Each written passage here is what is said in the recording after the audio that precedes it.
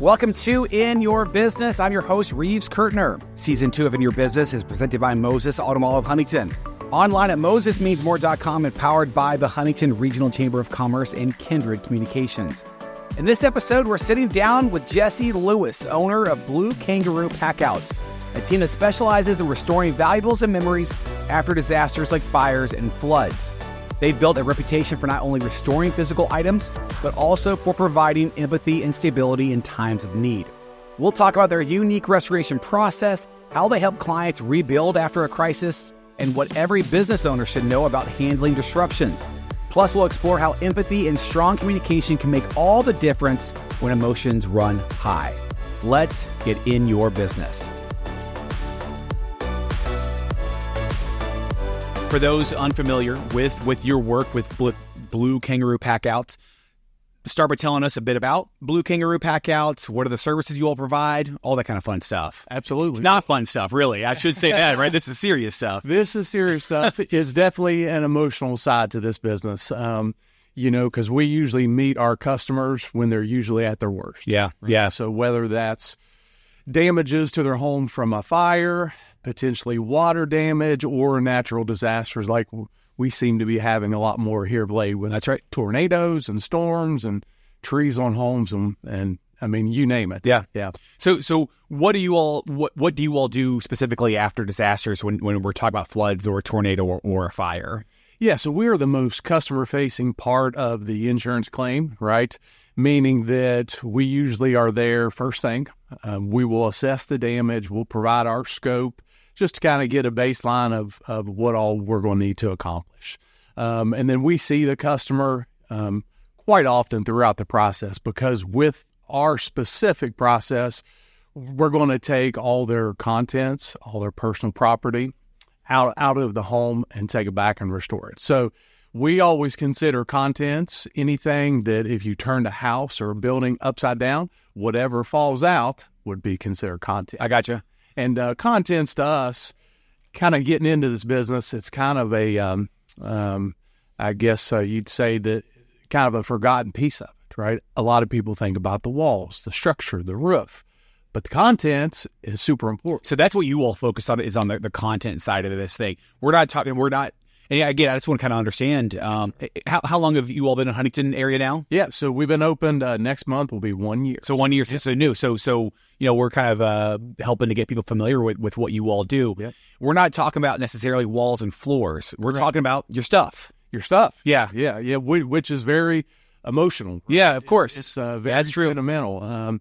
We go in and then I've got tons of examples of different things, whether it's we were working with a lady named Debbie, and she had some hats from her deceased father. So we're able to take those hats and get them cleaned and restored, and whenever we brought them back, she'd start crying. Yeah. There's wedding pictures. There's, you name it, there's a ton of different things that we've been able to restore and bring back to our customers, and it just tugs at your heart. That's right. Well, tell me about the process. So you said you're there from the start as soon as a disaster. How quick how quick after the flood or after the fire do you all show up, and then what's the process? Yeah, I mean, we definitely want to be there usually within about 24 hours, right? Just because, with water, mold has the potential to set in within 24 hours. So we definitely want to help that mitigation process real quick and real early. As far as the process, we'll come in, like I said before, and provide that scope and that assessment, and then we'll come in within a day or two and start that process. Every job is different. Of course. There's not one single job that is the same. So we've got a very specific process when it comes to what it is we do. So we picture, we inventory, we scan, we barcode every single item and every single thing that we take out of the home, right? Because sometimes there is pre-existing conditions. There's wear and tear, right? We all have couches and furniture and stuff, have nicks and stuff like that. So we just want to be able to document that. But a big piece of that is being able to provide that to your insurance, right? So we provide all the reporting, the tools, the pictures, and then it gives them an idea of what type of work we're doing. Got it. Right? And then, of course, we love our before and after pictures showing showing how it was before and then how we're able to restore it to even better than it was before. Yeah. So how does that work? You talk about, tell me about pictures, tell me about hats, tell me about furniture. How does all, things like that, clothing, let's put that under hats as well. How does that process work? What do you all do? You take it, where's it go? Yeah. What do you do with it? Absolutely. So once we finish the pack out process, right, which is our first step, we'll take that to our warehouse, 216 4th Avenue, a couple blocks away here. And inside our warehouse, we have a vault system. So every single customer gets a certain amount of vaults. They're all barcoded. We take our customers' contents, we put them in those vaults. And then whenever we need to restore those, we'll pull them out. We've got a specific process for textiles, for furniture, for pictures, for everything you can think of, right? So every application is a little bit different. So, for example, fire. Let's just take that one. So we've got an ozone chamber, and basically what this does is it removes all smells. Okay. So it could be fire, could be animals, it could be anything you can think of. What it is, an ozone chamber is basically O3, where oxygen's O2. So O3, it goes through the process of removing those smells and getting them back to even better. What about like water damage? Yeah. Smoke damage? Yeah. I mean, burn damage, it's not much you can really do, but talk about that process too. Yeah, good question, because unfortunately we cannot save 100%. Of course not. No. Of things we take. So one of the good parts about us there is we provide what we call a total loss or a non-salvageable report, so the homeowner can get that value back for those items. Okay. So let's just say it's a bed, right? And then they paid $5,000 for this bed. We'll take pictures, and if it's totally lost, we'll provide that on the report. So, So at the end, we'll provide that report to the insured as well as the insurance, and then that sums everything up, and then the homeowner can regain that value and those items back. But yeah. Do you all work directly with how does the insurance play into this? I'm just curious. Absolutely. Yeah. So we have two customers. Now, our ultimate customer is the insured, the homeowner or the business owner, but our customer as well is the insurance company. So because they are paying for the claims, right? So we typically work hand in hand. We're kind of the middleman. We communicate very well with both ends because we want everything to be out there and the process to be smooth.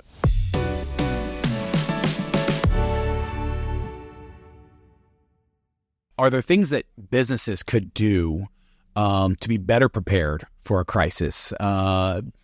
Any tips, any things that you go, man, if they had only done this, they could have saved a lot more, or this process could have been better? Absolutely. I think there are a ton of different things you can do, but one thing that comes to mind, and then we posted this on our social media accounts, so then we do have a Facebook account. You can check that out. That's under Blue Kangaroo Packoutz of River City. Okay. So one of the things we always suggest is take pictures, take a video once a year, right? So you can walk around your home, you can walk around your business, you can open up cabinets, you can open up all these different things. But what that is that provides a little bit of documentation. So, God forbid there was a fire where it was a total loss, you would have record, you would have some documentation of the things that you care most about. Yeah, sure. Yes. Yeah. So I think that's probably the biggest practice that people could do is just kind of take note. Yeah. Take some pictures, take some video, and then file that away. Yeah. For a worst case scenario. And so residential, I'm assuming, is a higher percentage, right? Just because. Yeah. But talk about what are some of the differences when you're dealing with businesses versus residential? I think really it just comes down to it's a bigger scale. So commercial typically is a bigger scale. There's usually, there's more space, more square footage. Now that's not necessarily the case 100% of the time, but there's really not a whole lot of differences other than there's a lot more personal and sentimental items that's at right. a person's home versus commercial. Yeah, sure. So, we talked about when I said when we started, I said the fun stuff, and this is not fun. These calls that you get, the person making these phone calls are not obviously in a good place. They're in some of the most difficult moments in their lives. Absolutely. How do you and how does your team approach customer service with that empathy, with that sympathy, in these really, really stressful situations? How do you talk to them? Yeah, that's a good question. So for me, I believe, the last 10 years of my life, it's changed, right? So my faith has changed a lot. So I approach every single situation, with empathy, with compassion. I put myself in their situation.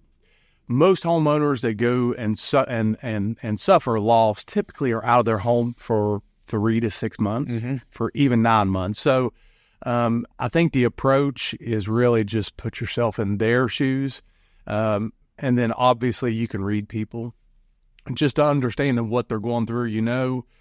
Kind of when to ask them questions, when to kind of step back and make some decisions for them. But it's a tough situation.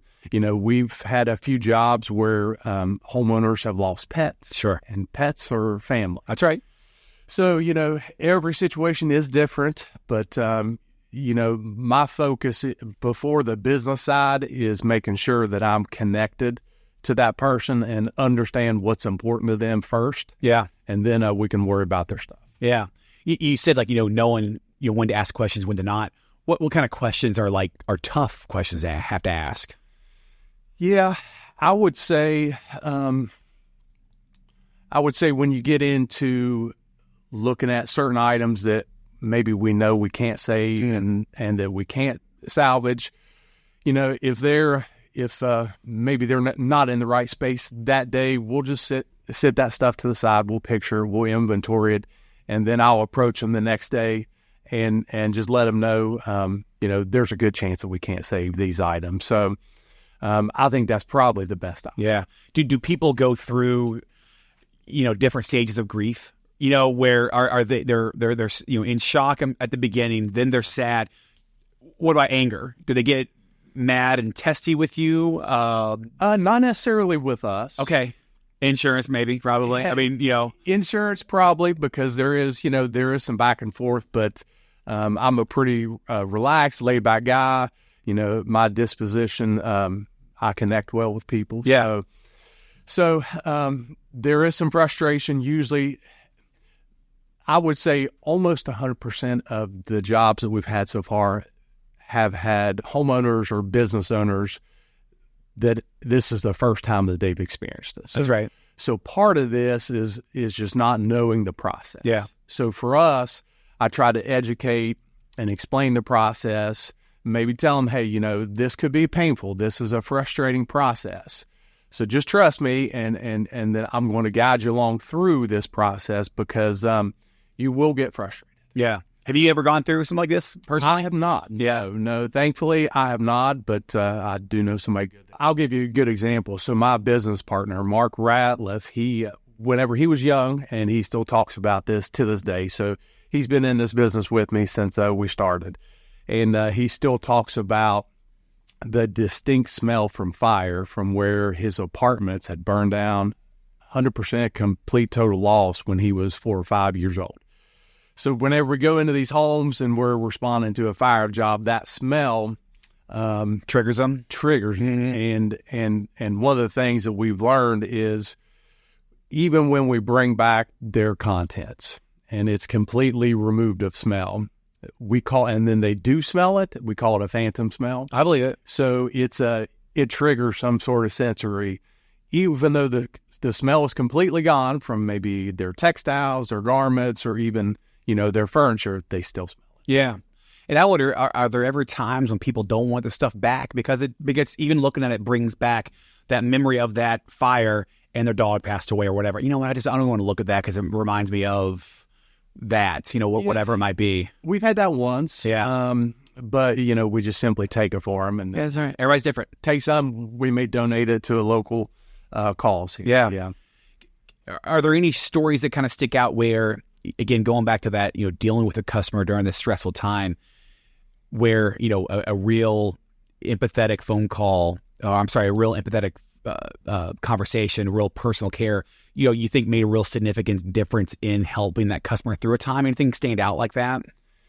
Yeah, there's one, we had responded to a job up in Charleston, and then it was actually when the homeowners were away, but their son and daughter were in the home, and this was a home that's probably built 100 years ago, and there was electrical fire.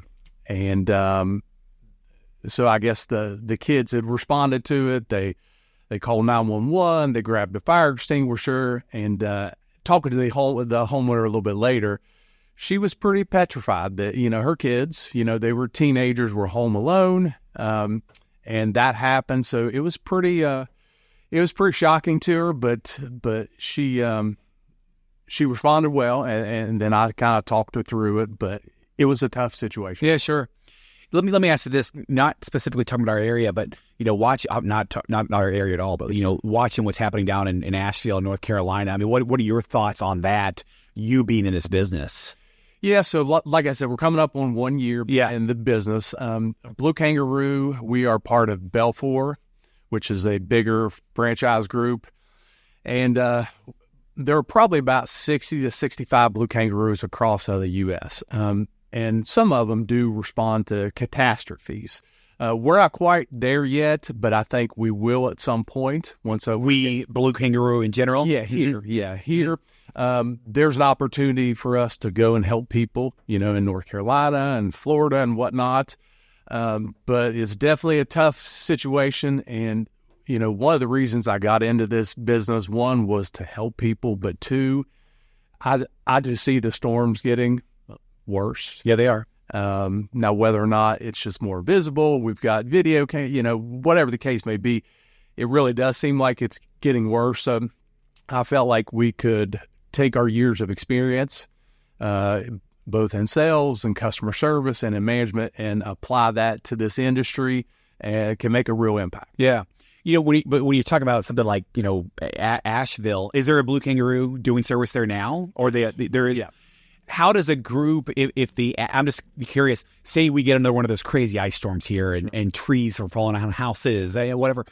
How do you all stay operational during that? How do you all keep working when you don't have power at your place or running water or whatever it might be? Yeah, so if we do get it again, then I guess I'll have a better answer. Yeah. But yeah, so I think we haven't been through it yet. Yeah. But we are prepared. I mean, we have specific processes in place. We've got a good staff. And, if it does get bad, then we'll have to potentially bring on some of our other Blue Kangaroos from outside states that have the ability to come in here and support us. I guess what I'm asking is like, hey, we're trying to help people, but we need help too. Our people need help too. Absolutely. And you think about Asheville, those power line workers. I know power companies from other areas coming in. It's like, but we're trying to help. But yeah, we're in the same boat as you are. Absolutely. You mentioned Charleston. How far do you all cover? How far does River Cities cover? Yeah, so we like to stay within about a 2-hour radius. Okay. Right. But we have the ability to go further. Okay. Right. So depending on the job, depending on the need, it would just take us coordinating, potential hotels and travel and different things like that. But we pretty much cover about a 2-hour radius.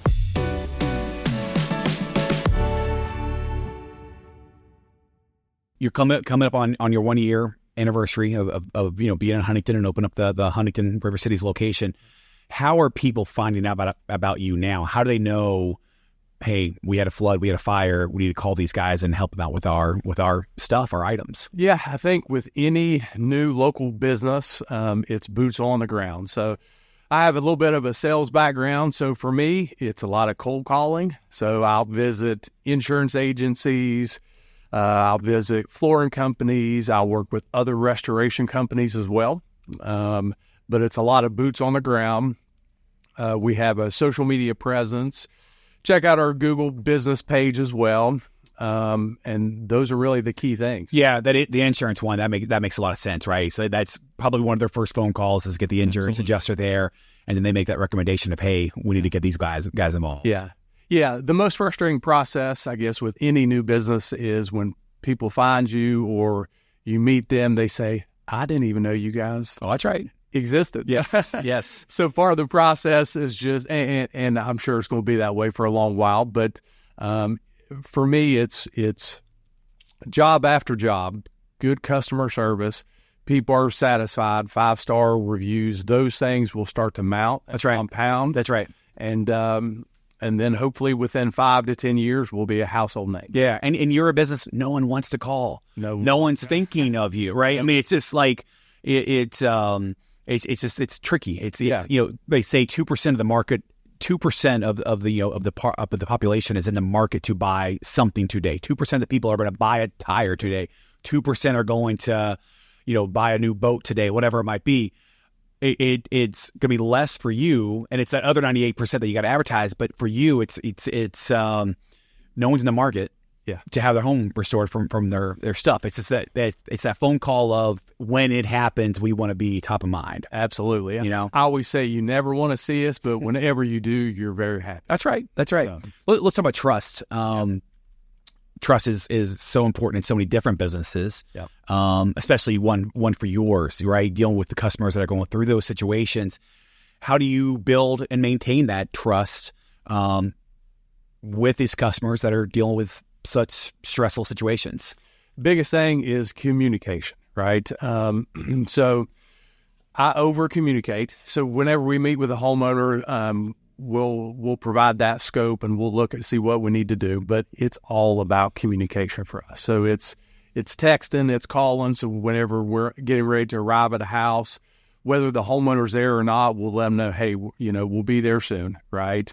Whenever we're there, if we have questions, we call them, we text them. And then whenever we leave, we say, hey, we're wrapping up for the day. Customers love just knowing, hey, you're there, you're gone. What step in the process? Yeah. Were you able to get everything restored? So for me, it's just about communication. Yeah. It's constant communication. And just like I mentioned before, just connecting with people. What kind of questions do they ask? Obviously, one you just said, hey, were you able to restore this or whatever? What other kind of questions do your customers ask? Yeah, so the biggest thing that I found is it's education. So I mentioned a lot of these homeowners, this is the first time they've been through claims. So it's education, walking them through the process. They'll have every question you can think of, from how long do you think you'll have my, my stuff? Yeah. To how, or what documentation do I need to talk to the insurance about? How about you talk to another restoration company? So there's just a plethora of questions. Sure. That people ask. Talk about the importance of trust for your business. Yeah. So I think whenever we're digging through drawers and then we are in people's homes, and some of the things they might not have seen or even touched for 5, 10 years, 15 years. So trust is a thing that I think is the most important thing, right? So because you're kind of getting into their life. You basically know more about them within a few days than you can by just talking to them. Yeah, that's what I think about. I mean, I don't want you going through my drawers. I don't want you going through, whatever. And you're doing that, and just no judgment zone. Whatever they got in here, we're not going to say anything, man. And then we provide some documentation. There's two forms basically. One's a take along list, and then one's a non-transportable list, right? So take along list. So let's just say someone suffers a fire or some sort of loss. We give them just this list is just kind of a checklist of, hey, take your medications, take your cash, take some of the things that you're going to need within the next 3 months, checkbooks, and then the non-transportable list. So there are some things that we do not want to transport just because it's risky, and then it applies us to a different category, right? So it could be chemicals, it could be any sort of perishable food, different things like that. So we provide them with this list, and that just gives them a good idea of, okay, I need to grab this with me. I need to make sure I take my medications, and just a good little reminder. Yeah, sure. What lessons can other business owners take away when it comes to building trust with their customers, especially during difficult times? I think it's just communication, honesty. It's being upfront. If a customer asks something, just take care of it, answer it. I found that there are too many breakdowns in communication. I'm sure you're familiar. You send somebody a text and it takes them a week. Yeah, that's right. Yeah. It shouldn't take a week. Yeah. You probably already read it. So just go ahead and respond. And then if you don't have the answer, just tell them, say, hey, I don't have the answer, but I'll get right back. Yeah. You've said communication a couple of times. How do you how do you communicate with your people, and how do you make sure that you have good, clear communication with my employees or with customers? Customers, yeah. Well, I think it starts from the beginning, right? Just from the time that we get the claim to that initial phone call. There's really no exact science to it. It's just effort. Yeah, that's all it is. Effort. Just communicate, give the effort, and take good notes. Yeah. Since you've been doing this work, what lessons have you learned? I'd say for me, probably communication, right? I mentioned that before, but there's just pitfalls. There's pitfalls within this process because, like I mentioned before, we are in the middle of both the insured and the insurance. So just keeping those open lines. I mean, we've dropped the ball a few times here and there, just not submitting some or not communicating in one way. So it's just all about an open line of communication and keeping everybody aware of what's going on. Yeah. Let me ask you too, again, in the 1 year that you've been doing this, where, looking back the last 12 months, where you go, man, I'm doing this a lot better than I was at the beginning. Anything like that kind of stand out? Yeah, I think for us, it's process, right? So there's multiple ways to handle our business. So it's all about the process. For us, it's about our people, right? So, our personnel, having qualified, trained personnel makes every single job so much better, right? It's fluid. There's not much we miss. So I think the training and the employee personnel side, just the efficiency from where we started till now is night and day. Yeah, sure. How many employees do you have? Right now, we've got 3. Okay. And but then we do utilize staffing from some local staffing agencies here in town. And, it's helped us quite a bit. And then the reason being is we are new. Mm-hmm. So for us to go out and hire 10 people would be a little bit tough on the business from a cash flow standpoint. Makes sense to me. So for us, we try to utilize our local agencies that can bring in some good talent. Very for smart. Us. And then what that does is it kind of gives us an opportunity to train them, but also see if they really enjoy it. Sure. Let me ask you about that. So like you're using like an advertising using a employee agency, right? Yeah. You bring them on. Why are you bringing them? What are you bringing them on for? Like a specific, we got a job here.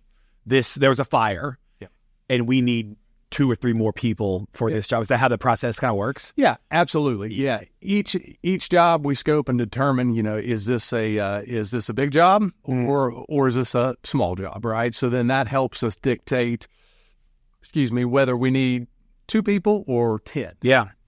Right. So then we want to bring on people that have this, certain skills that would apply to this, right? So there's some heavy lifting involved, right? So you've got to be able to lift 50, 75, even 100 pounds. So, we want somebody that's strong, but we also want somebody who's organized and detailed because we're taking these items and we're boxing them, we're wrapping them, we're ensuring that nothing gets broken.